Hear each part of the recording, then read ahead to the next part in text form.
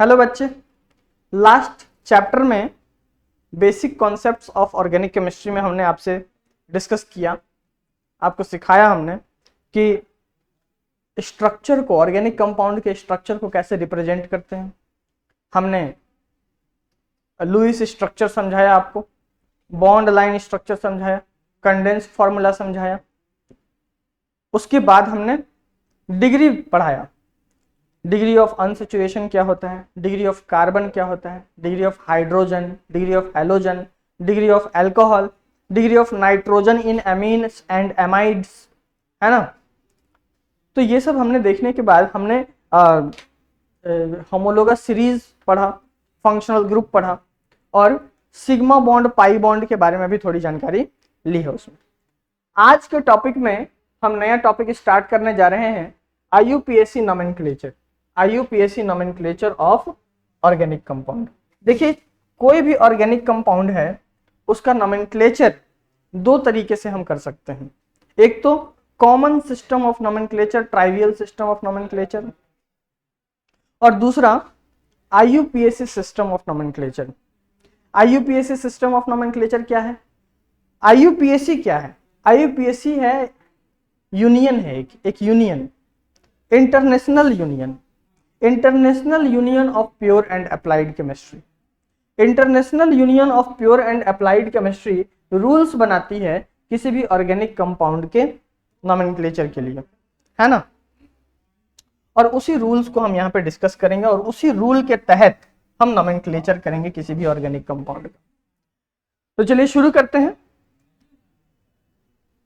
Nomenclature में, IUPAC nomenclature of organic compound में हमें ये नंबर याद रखना है बच्चे, 2, 1, O, 1, 2, ये नंबर हमें याद रखना है।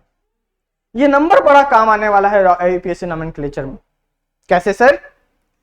ऑर्गेनिक कंपाउंड जिसका भी नोमेनक्लेचर करने के लिए देगा ना, वो मैक्सिमम 5 तरह के पार्ट्स से मिलकर बना हुए हो सकते हैं। कोई भी ऑर्गेनिक कंपाउंड मैक्सिमम 5 तरह के पार्ट्स से मिलकर बने हुए हो सकते हैं। नोमेनक्लेचर पॉइंट ऑफ व्यू से कोई भी ऑर्गेनिक कंपाउंड 5 तरह के पार्ट्स से बने हुए हो सकते हैं। पांचों का कुछ ना कुछ नाम हो सकता है, पांचों का कुछ ना कुछ नाम हो सकता है। कोई पार्ट उसमें से, ऑर्गेनिक कंपाउंड के 5 तरह के पार्ट्स में से कोई पार्ट 2, 1, O, 1, 2, ये 2 का मतलब क्या है? ये 2 का मतलब है 2 डिग्री यानी सेकेंडरी प्रीफिक्स। इस 1 का मतलब क्या है? 1 डिग्री या प्राइमरी प्रीफिक्स। O का मतलब वर्ड रूट या रूट वर्ड। 1 का मतलब 1 डिग्री या प्राइमरी सफिक्स, और बाद वाले 2 का मतलब क्या है? सेकेंडरी या 2 डिग्री सफिक्स, है ना। कोई भी ऑर्गेनिक कंपाउंड में 5 तरह के एलिमेंट्स, यही एलिमेंट्स प्रेजेंट हो सकते हैं, यही पार्ट्स प्रेजेंट हो सकते हैं। और किसी भी ऑर्गेनिक कंपाउंड में सारा पार्ट्स इन्हीं में से किसी को बिलोंग करता मिलेगा। ऑर्गेनिक कंपाउंड का कोई पार्ट 2 डिग्री प्रीफिक्स को बिलोंग कर सकता है, कोई पार्ट 1 डिग्री प्रीफिक्स को बिलोंग कर सकता है, कोई पार्ट वर्ड रूट को बिलोंग कर सकता है, कोई पार्ट 1 डिग्री सफिक्स को बिलोंग कर सकता है, कोई पार्ट 2 डिग्री सफिक्स को बिलोंग कर सकता है। ठीक है, सारे पार्ट का कुछ ना कुछ नाम होता है, सारे पार्ट का कुछ ना कुछ नाम होता है। और सारे नामों को अगर हम इस सीक्वेंस में अरेंज कर दें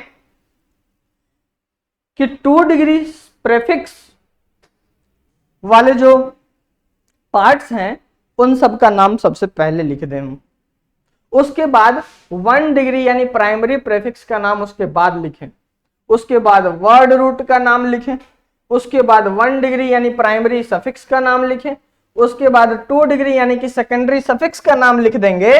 यानी सारे नामों को 5 तरह के एलिमेंट्स प्रेजेंट हो सकते हैं ऑर्गेनिक कंपाउंड में नोमेनक्लेचर पॉइंट ऑफ व्यू से, और 5 तरह के पार्ट्स का कुछ ना कुछ नाम होगा, और पांचों पार्ट्स के नामों को हम इस सीक्वेंस में अरेंज कर दें कि 2 डिग्री प्रीफिक्स पहले, उसके बाद 1 डिग्री प्रीफिक्स, उसके बाद वर्ड रूट, उसके बाद प्राइमरी सफिक्स, उसके बाद सेकेंडरी सफिक्स। इस सीक्वेंस में अगर हम अरेंज कर दें तो हम उस ऑर्गेनिक कंपाउंड का नाम लिख लेंगे IUPAC रूल्स के अकॉर्डिंग। ठीक है, अब हमें पता कैसे चलेगा कि कौन सा पार्ट 2 डिग्री सफिक्स को बिलोंग कर रहा है, कौन सा पार्ट 2 डिग्री प्रेफिक्स को बिलोंग कर रहा है, कौन सा पार्ट 1 डिग्री सफिक्स को बिलोंग कर रहा है, कौन सा पार्ट 1 डिग्री प्रेफिक्स को बिलोंग कर रहा है, कौन सा पार्ट वर्ड रूट को बिलोंग कर रहा है, कैसे पता चलेगा हमें? तो उसके लिए हम कुछ लिस्ट बना रहे हैं। 2 डिग्री यानी सेकेंडरी प्रेफिक्स का हम कुछ लिस्ट बना देते हैं। इस लिस्ट के अंदर आने वाला जो कुछ भी होगा, अगर आपके कंपाउंड में प्रेजेंट होता है, अगर आपके कंपाउंड में प्रेजेंट होता है तो उसका नाम सबसे पहले लिखा जाएगा।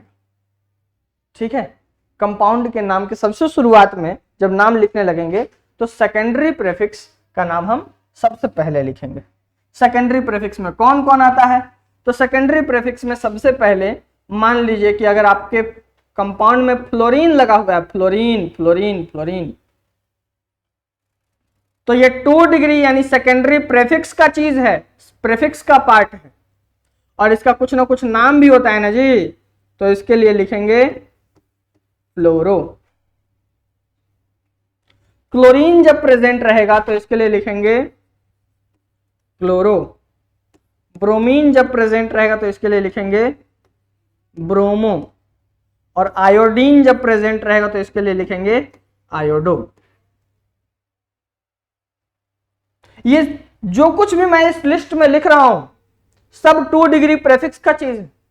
अगर आपके कंपाउंड में उपस्थित हैं तो आपको समझना पड़ेगा कि ये 2 डिग्री प्रेफिक्स का चीज है, और इसका नाम जो कुछ भी हम लिख रहे हैं, इसका नाम कंपाउंड के नाम के सबसे शुरुआत में लिखा जाना चाहिए।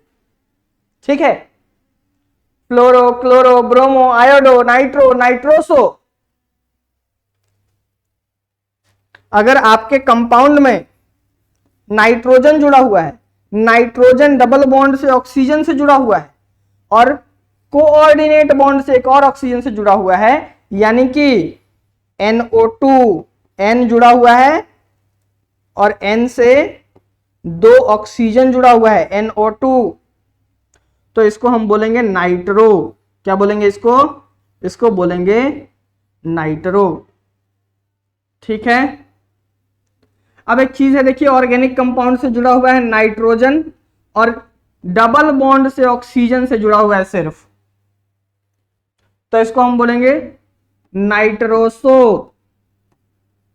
और ये किसका चीज है, किसका पार्ट है? ये 2 डिग्री यानी सेकेंडरी प्रेफिक्स का पार्ट है। अगर आपके कंपाउंड से, ऑर्गेनिक कंपाउंड से, ये फ्री वैलेंसी है, इसी फ्री वैलेंसी से ऑक्सीजन जुड़ा हुआ है, ऑक्सीजन नाइट्रोजन से जुड़ा हुआ है, नाइट्रोजन डबल बॉन्ड से ऑक्सीजन से जुड़ा हुआ है। ठीक है, तो बेसिकली ये भी NO2 ही है, लेकिन स्ट्रक्चर डिफरेंट है, कनेक्टिविटी अलग है। यहां देखिए ऑर्गेनिक कंपाउंड से ऑक्सीजन डायरेक्ट कनेक्टेड है, जबकि ये NO2 में नाइट्रोजन डायरेक्ट कनेक्टेड है ऑर्गेनिक कंपाउंड से, तो दोनों का स्ट्रक्चर अलग तो नाम अलग। इसका नाम नाइट्रो तो इसका नाम नाइट्राइटो, नाइट्राइटो। ठीक है, अगर आपके ऑर्गेनिक कंपाउंड में नाइट्रोजन जुड़ा हुआ है और ये नाइट्रोजन ट्रिपल बॉन्ड से एक और नाइट्रोजन से जुड़ा हुआ है, यानी ये नाइट्रोजन देखिए ना 4 बॉन्ड बना रहा है, इस पे प्लस चार्ज है। जब भी नाइट्रोजन 4 बॉन्ड बनाएगा हमारे केमिस्ट्री में, तब नाइट्रोजन पे आएगा प्लस चार्ज।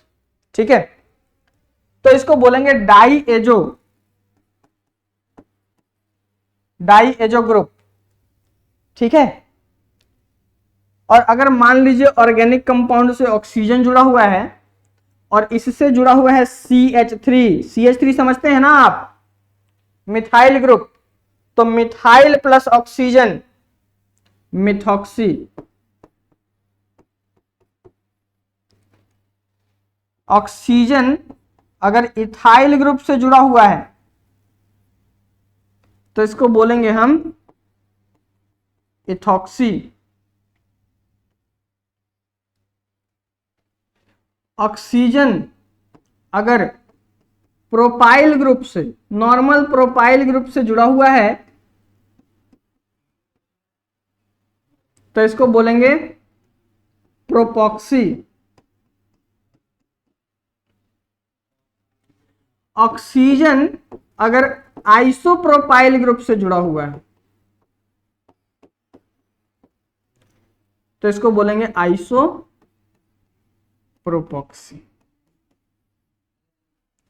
ठीक है, क्या मिथाइल, इथाइल, प्रोपाइल, आइसोप्रोपाइल ये सब क्या कर रहे हैं हम अभी बताते हैं कि ये मिथाइल, इथाइल, प्रोपाइल, ब्यूटाइल क्या है। लेकिन आप ये याद रखिएगा कि CH3 को मिथाइल बोल रहे हैं, CH2CH3 को इथाइल बोल रहे हैं, इसको प्रोपाइल बोल रहे हैं और इसको आइसोप्रोपाइल कह रहे हैं। मिथाइल यहां ऑक्सीजन से जुड़ा हुआ है, इथाइल ऑक्सीजन से जुड़ा हुआ है, प्रोपाइल ऑक्सीजन से जुड़ा हुआ है, आइसोप्रोपाइल ऑक्सीजन से जुड़ा हुआ है। ठीक है, आगे देखते हैं। देखिए आप ये तो समझते हैं ना,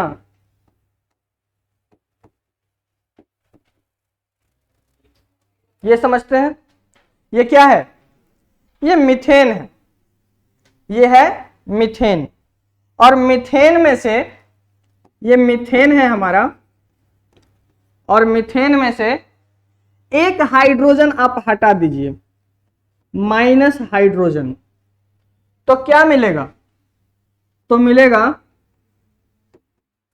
एक हाइड्रोजन हट जाएगा और इस कार्बन का वैलेंसी फ्री हो जाएगा, है कि नहीं, कार्बन का वैलेंसी फ्री हो जाएगा। तो इस फ्री वैलेंसी वाले ग्रुप का नाम क्या है, तो जब कभी भी एल्केन में से, मीथेन में से आप एक हाइड्रोजन हटाते हैं तो बनने वाला जो ग्रुप होगा, रेडिकल होगा, उसका नाम अगर जानना है तो इसके नाम में से, एल्केन के नाम में से, यानी जिस एल्केन में से आप हाइड्रोजन हटा रहे हैं उसके नाम में से आपको ANE माइनस करना पड़ेगा, माइनस ANE, मतलब माइनस हटाना पड़ेगा ANE, और उसमें जोड़ना क्या पड़ेगा, YL जोड़ना पड़ेगा। ठीक है जी, YL जोड़ना पड़ेगा। तो इसका नाम क्या हो जाएगा, ANE हटा दिए और YL जोड़ दिए तो हो जाएगा मिथाइल। यही है मिथाइल।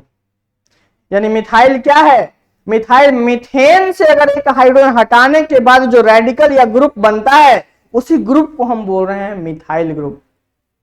ठीक है, अब देखिए ये क्या है बताइए,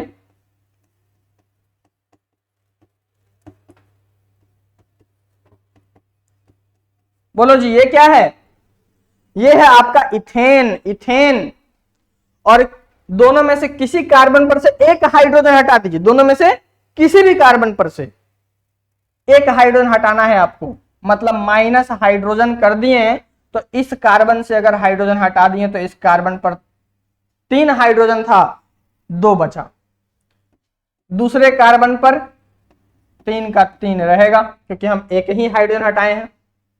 तो हाइड्रोजन हटाने के बाद इसका नाम क्या है, इस एल्केन का नाम है इथेन। और इथेन से जो ग्रुप बना हाइड्रोजन हटाने के बाद, वो ग्रुप क्या कहलाएगा भाई, वो ग्रुप कहलाएगा ETH। ANE हटा दीजिए, माइनस कीजिए ANE और प्लस क्या कर देना है YL, तो यहां हो जाएगा इथाइल। बोलो ठीक है, ठीक।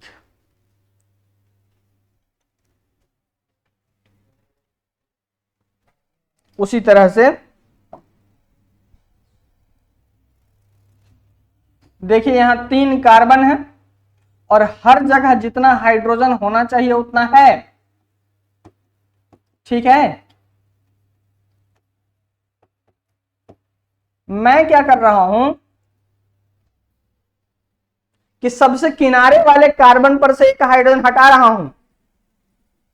तो सबसे किनारे वाले कार्बन पर से एक हाइड्रोजन देखिए हटा दिया हमने, तो इसका नाम क्या लिखेंगे, तो बताओ पहले हाइड्रोजन जब था तो इसका नाम क्या था, प्रोपेन। और यहां से जब हाइड्रोजन हटा दिए, हाइड्रोजन हटा देने के बाद जो चीज बनेगा, ग्रुप बनेगा, उसका नाम क्या होगा? प्रोपेन का ANE हटा दीजिए और YL जोड़ दीजिए, है ना। तो प्रोप और एन हटा देना है और YL लगा देना है, तो ये क्या हो गया? प्रोपाइल। प्रोपाइल हो गया ये, ठीक है। ठीक है सर। देखिए सेकंड कार्बन, सेकंड कार्बन, तो सेकंड कार्बन को एक्सपोज करके हम पहले लिख रहे हैं, पहले लिख दिया हमने, ये है सेकंड कार्बन। तो सेकंड कार्बन के दो तरफ में कार्बन है, तो दो तरफ कार्बन को हम ऐसे लिख देते हैं। आपको कोई आपत्ति है तो बताइए। और इस पर दो हाइड्रोजन है, ठीक है। यही है वो सेकंड कार्बन। अब हम क्या कर रहे हैं कि सेकंड कार्बन पर का हाइड्रोजन हटा रहे हैं, ठीक है। सेकंड कार्बन पर का हाइड्रोजन देखिए हटा दिए। सेकंड कार्बन पर का हाइड्रोजन हटा देने के बाद ये जो ग्रुप बना, इसका नाम क्या होगा? 3 कार्बन का एल्केन से बनने वाला ग्रुप है, तो 3 कार्बन का एल्केन प्रोपेन होता है, तो इसका भी नाम प्रोपेन होगा। लेकिन ऊपर वाले प्रोपेन से ये नीचे वाला प्रोपेन का स्ट्रक्चर अलग है, तो इसका नाम भी अलग होगा। क्या नाम होगा? तो इसका नाम होगा आइसोप्रोपाइल। क्या नाम होगा बच्चे? आइसोप्रोपाइल इसका नाम होगा, ठीक है। आइसोप्रोपाइल होगा, ध्यान रखेंगे, इसका नाम आइसोप्रोपाइल होगा, ठीक है। अब आते हैं 4 कार्बन पे। Carbon carbon carbon carbon, 4 carbon है।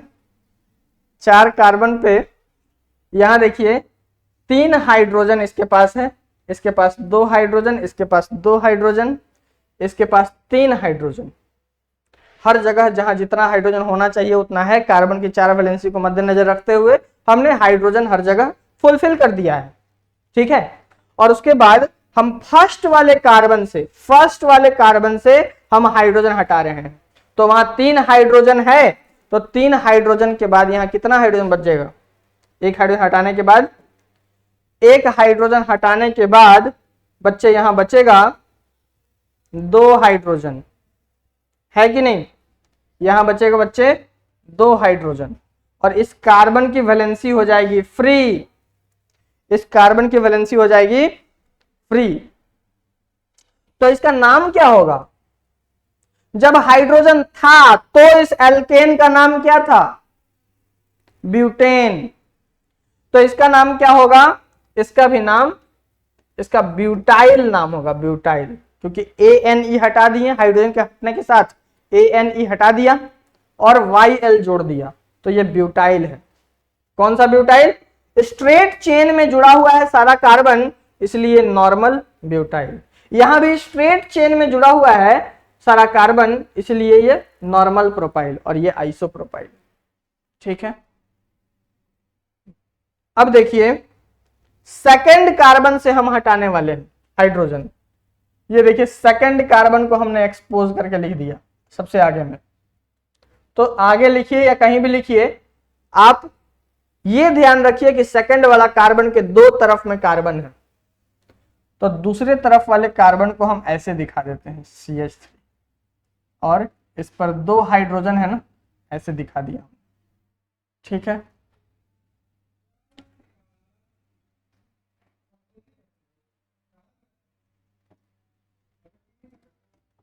CH2 CH3 बोलो, ठीक है। उसके बाद हम क्या करते हैं कि एक हाइड्रोजन देखो हटा दिया, यहां से क्या किया हमने? एक हाइड्रोजन हटा दिया, तो एक हाइड्रोजन हटाने के बाद इस कार्बन की वैलेंसी फ्री हो जाएगी, तो इसका नाम क्या होगा? 4 कार्बन के एल्केन ब्यूटेन से बनने वाला ये ग्रुप है, ये ब्यूटाइल तो होगा, ठीक है। ये लेकिन कैसा ब्यूटाइल होगा? तो क्या ये आइसोब्यूटाइल होगा? नहीं, ये आइसोब्यूटाइल नहीं होगा। क्यों सर? ये आइसोब्यूटाइल क्यों नहीं होगा? क्योंकि जिस कार्बन के थ्रू ये मेन चेन से जुड़ा हुआ है ना, वो 2 डिग्री यानी दो तरफ से कार्बन से जुड़ा हुआ है, सेकेंडरी है, सेकेंडरी कार्बन, इसलिए इसका नाम होगा सेकेंडरी ब्यूटाइल, सेकेंडरी ब्यूटाइल। ठीक है, तो ये सेकेंडरी ब्यूटाइल है हमारा। लेकिन सर इसको आइसोब्यूटाइल क्यों नहीं बोले? देखो, हर किसी को आइसोब्यूटाइल नहीं बोल सकते। आइसो कहलाने के लिए आइसो का कंडीशन, उस ग्रुप को आइसो का कंडीशन फुलफिल करना पड़ेगा। क्या है आइसो का कंडीशन सर? ये आइसो का कंडीशन फुलफिल कर रहा है क्या? इसको आप बोल दिए आइसोप्रोपाइल। अरे भाई, फुलफिल कर रहा है तभी तो बोल दिए इसको आइसोप्रोपाइल। तो आइसो के लिए क्या कंडीशन है? आइसो कहलाने के लिए क्या कंडीशन है? तो देखिए, आइसो कहलाने के लिए सबसे पहली बात कि आइसो जैसा कार्बन मौजूद होना चाहिए। नहीं समझे सर? देखिए, आइसो कहलाने के लिए दो सफिशिएंट कंडीशन, दो कंडीशन है। अगर इस दोनों कंडीशन को फुलफिल करता है कोई भी ग्रुप, तो हम कहेंगे कि वो ग्रुप आइसो है। कंडीशन बताइए सर।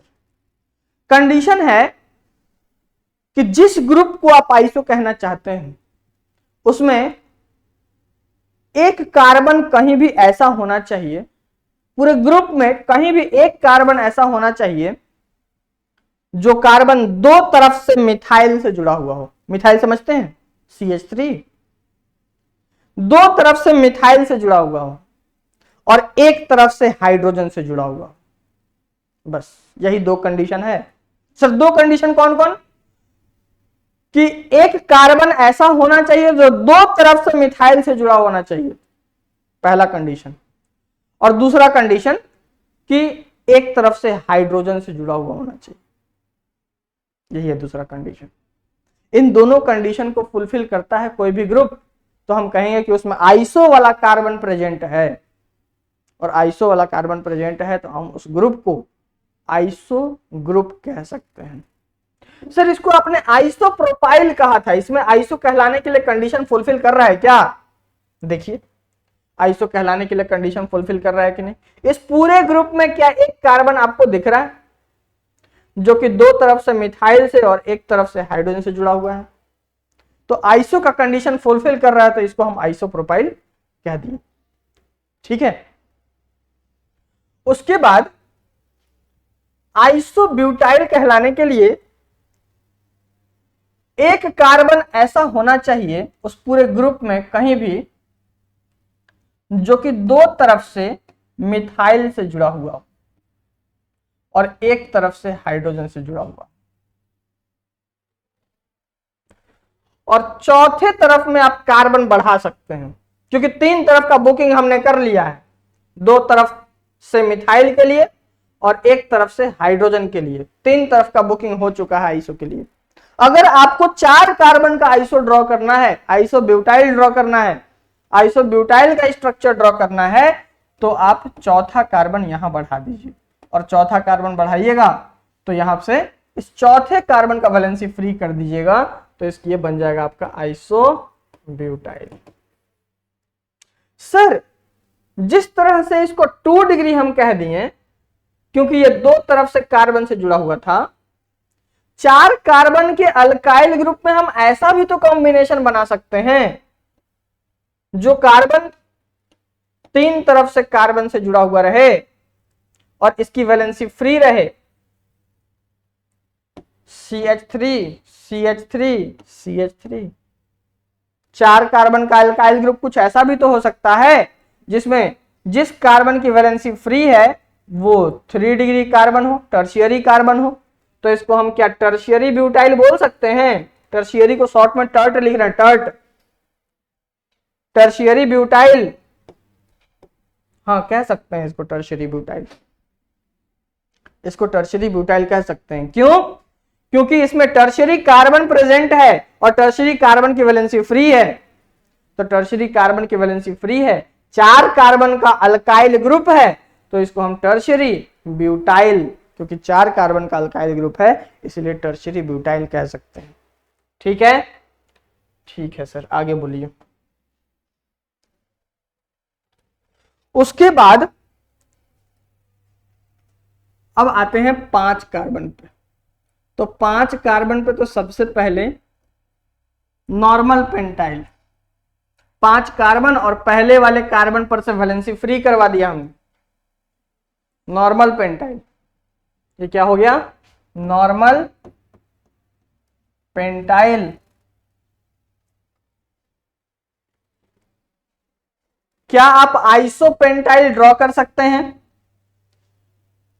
तो आइसोपेंटाइल ड्रॉ करने के लिए आपको क्या करना पड़ेगा? आइसो वाला कार्बन ड्रॉ करना पड़ेगा सबसे पहले। आइसो वाला कार्बन क्या होता है? एक ऐसा कार्बन पूरे ग्रुप में जो कि 2 तरफ से मिथाइल से जुड़ा होगा, जो कि 2 तरफ से मिथाइल से जुड़ा होगा और एक तरफ से हाइड्रोजन से जुड़ा होगा। देखिए 3 तरफ का बुकिंग हमने कर लिया और चौथे तरफ से कार्बन बढ़ा सकते हैं आप। तो 3 कार्बन पहले से था, 1 कार्बन और बढ़ा दिया हमने, एक और कार्बन बढ़ा दिया, तभी तो 5 कार्बन होगा और इस 5वें कार्बन का वैलेंसी हमने फ्री कर दिया। तो इसको हम बोलेंगे आइसोपेंटाइल। ठीक है, ठीक है सर। जिस तरह आइसोपेंटाइल होता है, आइसो स्टार्ट हो जाता है जिस तरह 3 कार्बन से स्टार्टिंग हो जाती है आइसो ग्रुप की, उसी तरह से 5 कार्बन से स्टार्ट होता है नियोपेंटाइल। नियोपेंटाइल, नियोपेंटाइल क्या होता है? एक कार्बन जो कि अपने 3 तरफ से मिथाइल से जुड़ा होगा और चौथे तरफ से भी कार्बन से जुड़ा हुआ हो, लेकिन इस कार्बन की वैलेंसी फ्री हो, इस कार्बन की वैलेंसी फ्री हो, तो इसको हम बोलेंगे नियोपेंटाइल। ठीक है, नियोपेंटाइल के बाद अब हम 6 कार्बन का नॉर्मल हेक्साइल की अगर हम बात करें तो नॉर्मल हेक्साइल का स्ट्रक्चर ये हो गया। ये है आपका नॉर्मल हेक्साइल। उसी तरह से आइसो हेक्साइल अगर ड्रॉ करना है तो आइसो के लिए क्या कंडीशन है? आइसो के लिए कंडीशन है कि एक कार्बन, एक ऐसा कार्बन जो कि 2 तरफ से मिथाइल से जुड़ा हुआ हो और एक तरफ से हाइड्रोजन से जुड़ा हुआ। टोटल मिला के 3 कार्बन अभी हो गया और हमें चाहिए 6 कार्बन। आइसो हेक्साइल का स्ट्रक्चर ड्रॉ करना है, तो ये चौथा कार्बन आप बढ़ाते चले जाइए, चौथा कार्बन, 5वां कार्बन, छठा कार्बन, छठा कार्बन और हर का वैलेंसी फ्री कर दी। यहाँ 2 हाइड्रोजन, यहाँ 2 हाइड्रोजन, यहाँ 2 हाइड्रोजन और इसकी वैलेंसी फ्री कर दिए, तो हम इसको कह सकते हैं कि ये आइसो हेक्साइल है। ठीक है, उसके बाद नियो हेक्साइल अगर ड्रॉ करना है तो एक कार्बन को 3 तरफ से मिथाइल से जोड़ दीजिए, चौथे तरफ में कार्बन लगा दीजिए, अभी तक हुआ 5 कार्बन, छठा कार्बन का वैलेंसी बोलिए फ्री हो गया। तो छठे कार्बन का वैलेंसी फ्री हो गया, तो इसको हम बोल सकते हैं कि ये नियो हेक्साइल है बच्चे। चलेगा? तो ये है तुम्हारा 2 डिग्री प्रेफिक्स। तो ये 2 डिग्री प्रेफिक्स का ये सारा लिस्ट है। इस लिस्ट के अंदर जो कुछ भी प्रेजेंट है वो अगर आपके कंपाउंड में प्रेजेंट रहता है तो आपको मान के चलना है कि ये सब 2 डिग्री प्रेफिक्स का चीज है। इसका जो कुछ भी नाम हमने लिखा है उसका, इसका नाम कंपाउंड के नाम के सबसे शुरुआत में लिखा जाना चाहिए। कंपाउंड के नाम के सबसे शुरुआत में लिखेंगे तो ये 2 डिग्री प्रेफिक्स का नाम हम सबसे शुरुआत में लिखते हैं और 2 डिग्री प्रेफिक्स का ये इतना लिस्ट। और इसी के साथ हम इसको खत्म करते हैं। अगले क्लास में हम 1 डिग्री प्रेफिक्स के बारे में चर्चा करेंगे कि कि 1 डिग्री प्रीफिक्स किसको कहते हैं, किस कंपाउंड के किस पार्ट के लिए 1 डिग्री प्रीफिक्स यानी प्राइमरी प्रीफिक्स यूज करते हैं। ठीक है, तब तक के लिए थैंक यू सो मच।